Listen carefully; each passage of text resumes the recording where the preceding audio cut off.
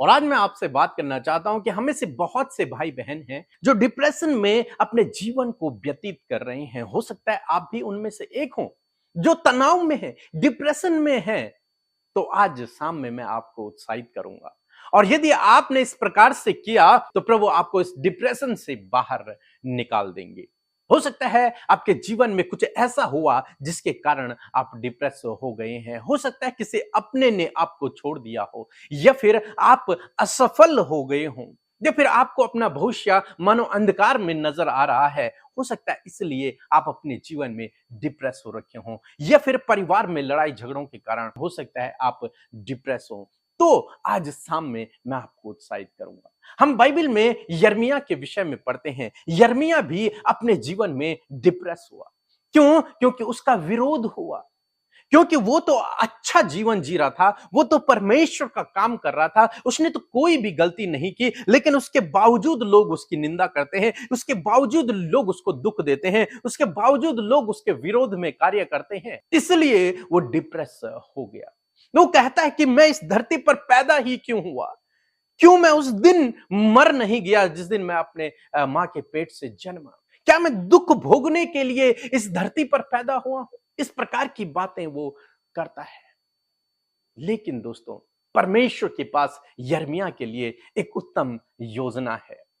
परमेश्वर के पास उसके लिए एक बेहतर प्लान है यिर्मयाह के लिए। और हो सकता है आपके जीवन में भी कोई कारण हो जिसके कारण आप डिप्रेस हो रखे हो, लेकिन आज शाम में मैं आपसे कहूंगा कि परमेश्वर के पास आपके लिए उत्तम योजना है। परमेश्वर के पास आपके लिए बेहतर प्लान है। आपको क्या करना है?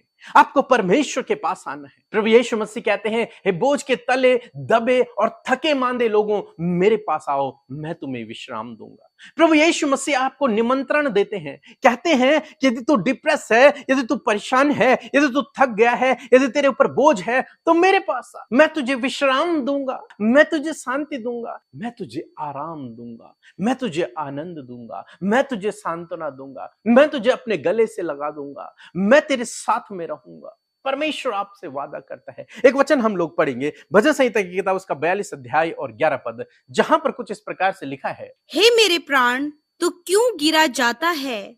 तू अंदर ही अंदर क्यों व्याकुल है? परमेश्वर पर भरोसा रख, क्योंकि वह मेरे मुंह की चमक और मेरा परमेश्वर है। मैं फिर उसका धन्यवाद करूंगा।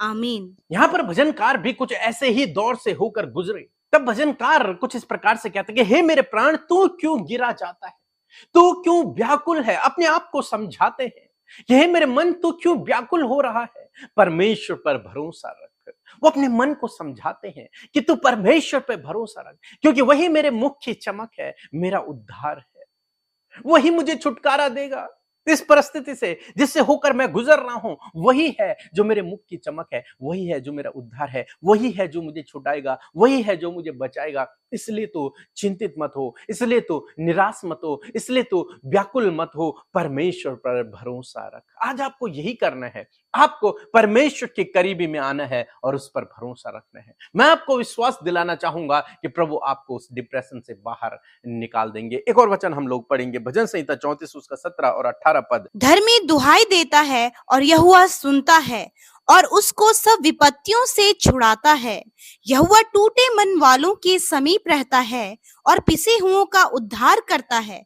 आमीन। दोस्तों, यहां पर परमेश्वर का वचन कहता है, भजनकार कहते हैं कि जब धर्मी प्रार्थना करता है, परमेश्वर के करीबी में जाता है, तब परमेश्वर उस धर्मी की दुआओं को सुनता है, उसकी प्रार्थनाओं को सुनता है और उसे उस विपत्ति से छुटकारा देता है। परमेश्वर का वचन कहता है कि यहोवा पिसे हुए लोगों के समीप रहता है, जिनका मन टूटा हुआ है, जो परेशान है, निराश है, दुखी है।